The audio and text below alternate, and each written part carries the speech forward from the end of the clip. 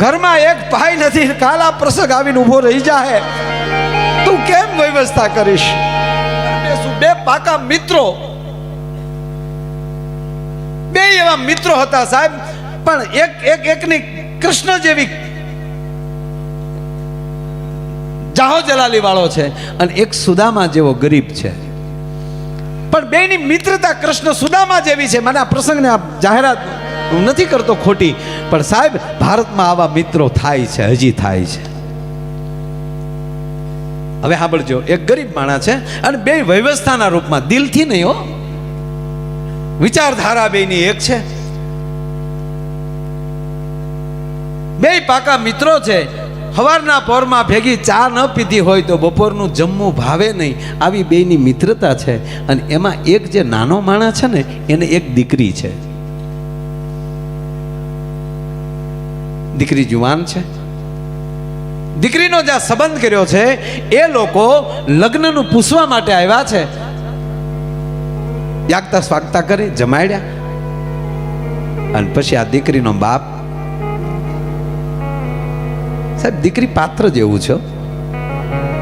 7 દીકરા હોય ઘરે, પણ એના ઘરે એક દીકરી ન હોય ને તો બાપ કહેવાને લાયક નથી. પણ ઘરમાં એમ કહેવાય, ધૂળ ધોળિયું ફરાક પહેરીને એક દીકરી જગદંબા રમતી હોય ને, એ બાપ કહેવાને લાયક છે. ભલા માણસ, હે, રાવણને ઘરે એક દીકરી હોત ને તો સાહેબ રાવણ માં જાનકીનું અપહરણ ન કરી શકત. અને દશરથ રાજાની ઘરે જો એક દીકરી હોત તો કઈ ભલે વચન માગી લીધા, પણ એ દીકરી હોત ને તો રામને વનમાં ન જવા દે. બે પાકા મિત્રો, બેના ખોળિયા જુદા અને આત્મો એક. એવો મિત્ર ને એની દીકરીના લગ્ન પ્રસંગમાં એમ કહેવાય કે લગ્ન લેવા માટે વેવાય આવે છે. અને આ બાજુમાં બેહીને વેવાઈને જમાડીને પછી કહે છે, બાપા એક વર્ષ ખમી જાવ ને તો હું થોડીક વ્યવસ્થા કરી લઉં. ના, અમારથી વરસ નહીં ખમાય, છોકરા જુવાન થયા છે, અને તમે લગ્ન નહીં આપો તો અમે સંબંધ તોડી નાખશું ને અમારા દીકરાને બીજે અમે પરણાવી લેશું.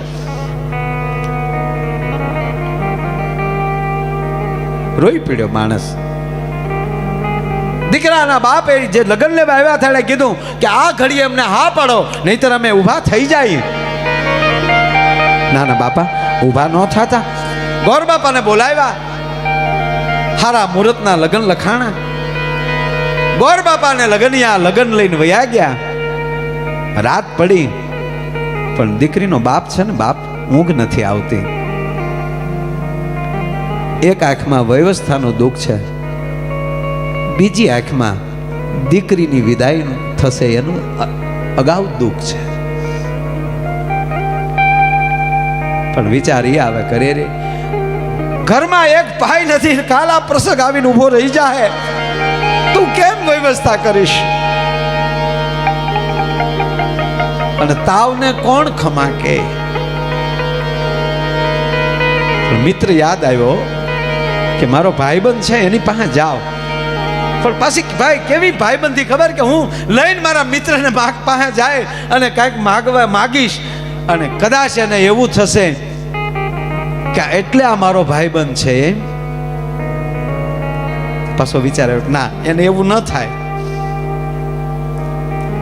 જાય છે હિંમત કરીને. અડધીક રાત થઈ છે, અડધીક રાતને જઈ એના ભાઈબંધ એના મિત્રની ડેલીએ ટકોરા કર્યા, જાગો છો ભાઈ?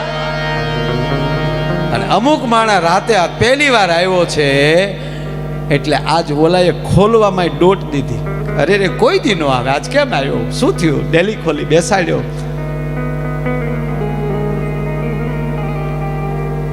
નીચું જોઈને મિત્ર બેઠો છે. આજ એનો ભાઈબંધ એની દાઢીએ હાથ લઈ ગયો કે મારે હામું જો, કોઈ દી ના આવે તું મારા ઘરે આવા ટાઈમે, અને અત્યારે આવ્યો છો તો પાછો નિમાણો કેમ? જટ બોલ. હવે ન બોલ તો તને મારા સોગંદ છે. હોઠ પપડે છે, કેમ કેવું? બોલ તો ખરો. એવું કાંઈ નથી ભાઈ. તો આજે મહેમાન આવ્યા છે, આપણે દીકરીનો સંબંધ જે કર્યો છે ને, એ મહેમાન આવ્યા હતા. લગ્ન લખવાની જીદ કરી અને અંતે મારે લગ્ન લખી દેવા પડ્યા. આ તિથિના વારને દિવસે જાન આવશે, લગ્ન છે. બહુ સારું કર્યું, સારું તો કર્યું ભાઈ, પણ મારા ઘરમાં એક ફૂટી કોડી નથી. તારી પાસે થોડીક આશા લઈને આવ્યો છો.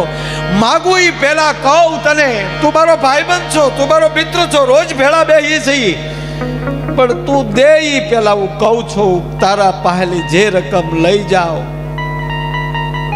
એ દીધા વગર મરું તો મને રામ દુહાય છે. આ તો ભાઈબંધ ભેટી ગયો. એ કોની સામે તું બોલે? તું મારો ભાઈ છો, તારી દીકરી મારી દીકરી છે. તને એવું લાગે તારી પાસે થાય ફર થાય તું દે, મારા ઘરમાં રે, તારા ઘરમાં પૈસા રે, અલગ વસ્તુ નથી. પણ કેટલા જોવે કે ઈ સમય 50,000 રૂપિયા, બસ 50,000 રૂપિયામાં ગાંડા આવો મને કહેવાનું. એની પત્નીને બોલાવે છે, જાગો છો કે હા, એક 50,000 રૂપિયા લેતા આવો. 50,000 રૂપિયા લાવ્યા, પછેડીને શેડે બાંધીને આપ્યા, અને મિત્રને એટલું કીધું, દોસ્ત તારથી થાય દેવાય તો દેજે, નહીતર હું એમ માનીશ કે મેં મારી દીકરીનો દાયજો કર્યો છે, અને હજી જરૂર પડે તો ખાલી મને ઈશારો કરી દેજે, તારે માગવા નહીં પડે. જા દોસ્ત. અને હા ભાઈ, આજ હું તને 50,000 રૂપિયા આપું છું, અને જો હું ગામમાં કોઈને કહું કે મેં એને 50,000 આપ્યા પછી એના દીકરીના લગ્ન થયા, એવું જો મરું ત્યાં સુધી બોલું તો મને રામ દુહાય છે. ચિંતા કરતો નહીં દોસ્ત. સાહેબી 50,000 રૂપિયા લઈને માણા વયો ગયો, ડેલી બંધ થઈ.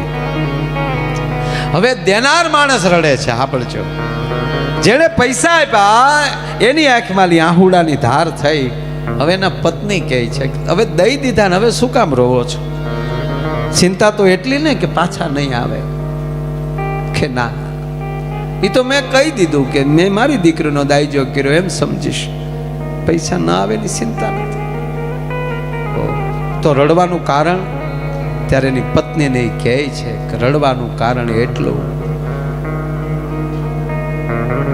કે અમે બચપણના ગોઠિયા હારે રમીને મોટા થયા, ને આજ સુધી અમે બે ભેગા રહ્યા, અને મારી કેવડી મોટી ભૂલ કે એ માણસની પરિસ્થિતિ ઓળખી ન શક્યો.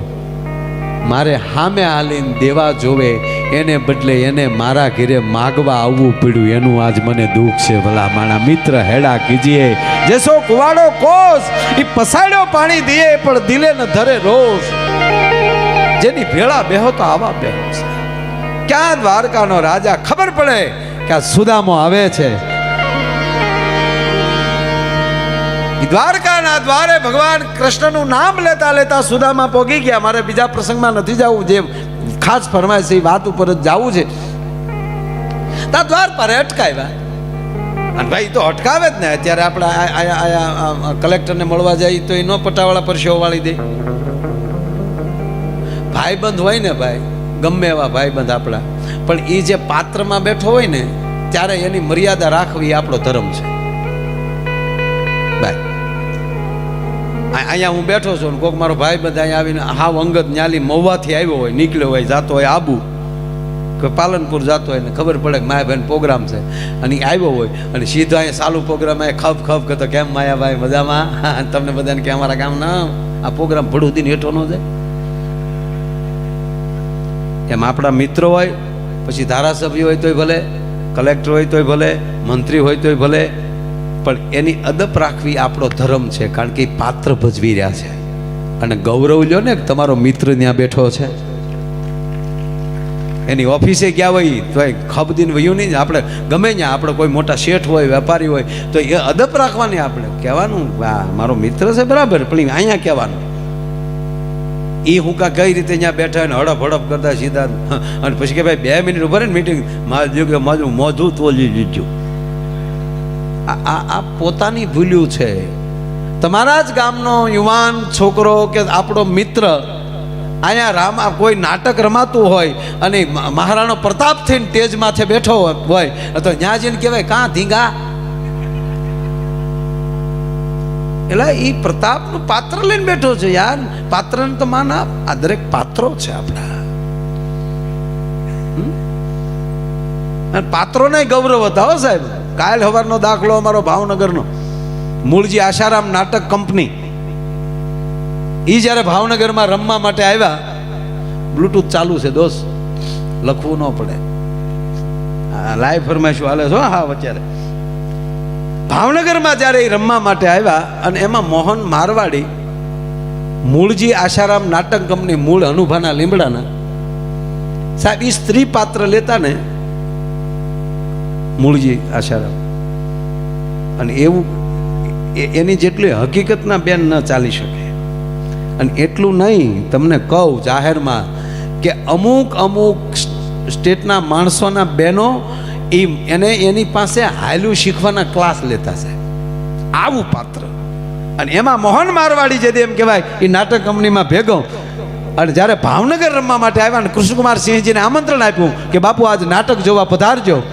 અને નાટક જેથી ભાવનગરમાં હાલતું હતું, 18 ભાદરના ધણી કૃષ્ણકુમાર સિંહજી એમ કહેવાય કે નાટક જોવા માટે બેસી ગયેલા. અને મોહન મારવાડી રાજા ભરથરીનો વેહ પહેરી અને સ્ટેજમાંથી આવ્યો સાહેબ, પણ એની બોલવાની છટા, એની પોતાની લઢણ અને એની અદા જોઈને 18 ભાદરના ધણીને મોજના તોરા છોડ્યા. ભાઈ ભાઈ ભાઈ મોહનો, વાહ મોહન, ક્યા બાત. અને મોજના જ્યાં તોરા છૂટ્યા એટલે પગમાં 1.5 હોનાનો તોડો પહેરેલો હતો. એ પગમાલી હોનાના તોડાનો ટેજ ઉપર ઘા કર્યો ભાવનગર દરબાર સાહેબે. લે મોહન, તારી ઉપર આફરીન છું. ટેજ ઉપર જ્યાં હોનાનો તોડો પડ્યો અને મોહનના પગ થંભી ગયા. ધીમેક દિન મહારાજ સાહેબને એટલું કીધું, નેક નામદાર કૃષ્ણકુમાર સિંહજી, આપના હાથે આ તોડો પાછો લઈ લ્યો. મોહન, દરબાર આપના હાથે આ તોડો પાછો લઈ લ્યો. ભાવનગરની ઘટના છે. શું થયું? માફ કરજો બાપુ, તમે ખાલી 18 ભાદરના ધણી છો, હું 92 લાખ માળવાનો ધણી થઈને ટેજ ઉપર બેઠો છું સર. અને અત્યારે હું દાન લઉં તો મેં પાત્રને ન્યાય ન આપ્યો કહેવાય, તો મેં આ પાત્ર ભજવું ન કહેવાય, મેં પાત્ર લજવું કહેવાય.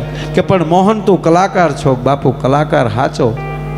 હમણાં ટેજથી નીચે ઉતરી મારી જીભે તારા પગના તળિયા ચાટી, પણ એકવાર મારી માથેલા પોશાક રાજા ભરથરીનો ઉતરી જાય તો હું તો તારી રજ છું, તારા ચરણની રજ છું.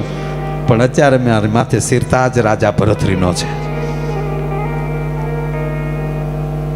આ પાત્રને ન્યાય આપ્યો કહેવાય સાહેબ. અમારા ઘેડનો પોરબંદર અમારો એક સ્ત્રી પાત્ર લેનારો ભીમો, જુનાગઢમાં વનરાજસિંહ બાપુના ફામે જયરાજસિંહ જાડેજાના મામા, ગોંડલ ધારાસભ્યના મામા, વનરાજસિંહ બાપુના ફામે સાહેબ એનો રાધા કૃષ્ણની મંડળીનો કાર્યક્રમ રાખ્યો. અને પૂજ્ય મોરારી બાપુ અને બધાય અમે ઘડીક જોવા ગયેલા. જો એટલે આખું જોયું એની કૃષ્ણની રાસ મંડળીની બહુ સરસ એની મંડળી છે, એ અમે જોવા બેઠા સાહેબ. તમામ પાત્રો જેટલા હતા એ બધા બાપુને પગે લાગવા આવ્યા, ભીમો ન આવ્યો. અને જેવું નાટક પૂરું થયું ત્યારે ભીમો પગમાં આવી અને પડી ગયો અને બાપુને એટલું કીધું, બાપા ત્યારે મારી પાત્ર છે ને એ રાધાનું હતું ને એટલે હું નહોતો આવ્યો, એટલે મને માફ કરજો બાપુ. અને ત્યારે બાપુએ કીધું કે નહીં, તે તારા પાત્રને ત્યાં ન્યાય આપ્યો છે ભલા માણસ. એમ આપણને દરેકને ભગવાને કાંઈક ના કાંઈક પાત્રો આપ્યા છે, બસ એને ભજવીએ. નહીતર તો નાટકમાં નાટક થાય ને. હાવ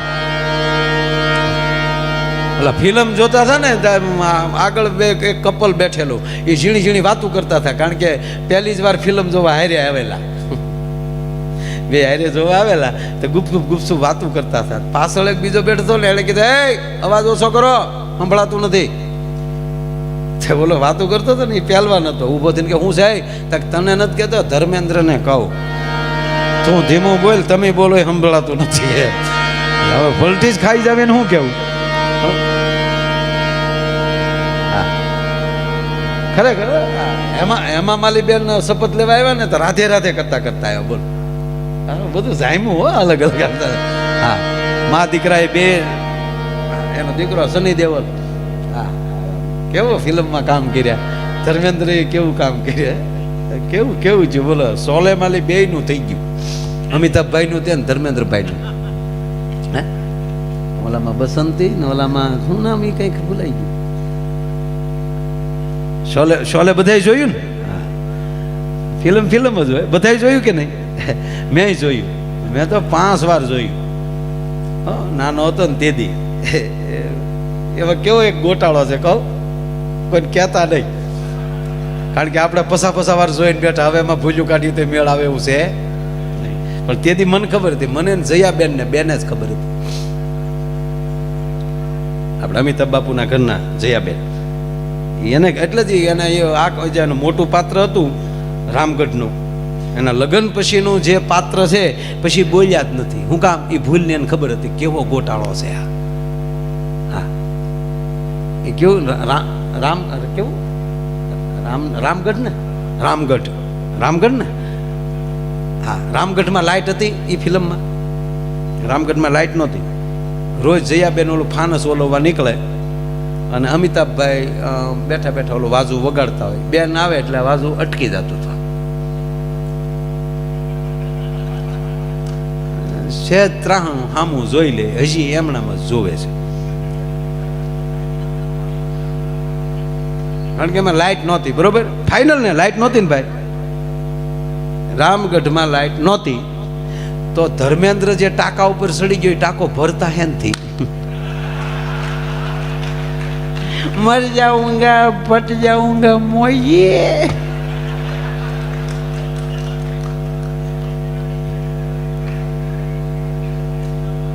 લાઈટ નથી ને ગામમાં નળ, બોલો.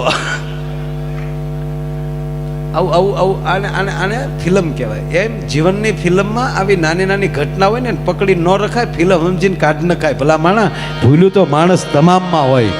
હા, કઈ એવી વ્યક્તિ છે કે એમાં ભૂલ ન હોય? પણ ભાઈબંધની ભૂલ સામું નહીં જોવાનું, પરિવારની ભૂલ સામું નહીં જોવાનું. ભાઈબંધની ભૂલનો ધોખો કરે ધરાર, પછી જાને ત્યાં ગાયા કરે એ પણ એક ગમાર. કોઈથી ભૂલ અને ભૂલું ગોતો ને ભાઈ, ભૂલું ગોચી તો આમ તમે અહીંથી ઊંઝાથી મહેસાણા પોગો ને ત્યાં પસા ભૂલું તો આપણામાં નીકળે. અને અત્યારે દરેકમાં નથી થયું એવું. ભૂલ તો થાય જ તે, માણા માત્ર કોઈ ભૂલ વગરનું હોય જ નહીં. કોઈ આ 100 માર્કના પેપર પૂછાય, કોઈએ 100% ભર્યા જ નથી. એક છોકરાને સાહેબે પૂછ્યું સત્ય કોને કહેવાય, ભ્રમ કોને કહેવાય? છોકરો ઉભો થઈને કે સાહેબ અમે ભણીએ સત્ય છે. તો કે ભ્રમ તમે ભણાવો છો એ ભ્રમ છે. અમે ભણવા આવીએ છીએ, તમે ભણાવો, આ બધું સત્ય છે, નિશાળ છે, બધું આપણું સત્ય. પણ તમે ભણાવો ને અમે ભણીએ ને એ ભ્રમ છે. આ તો ઘરેલી વાહડા લઈને એટલે આવ્યા વગર છૂટક્યો નથી.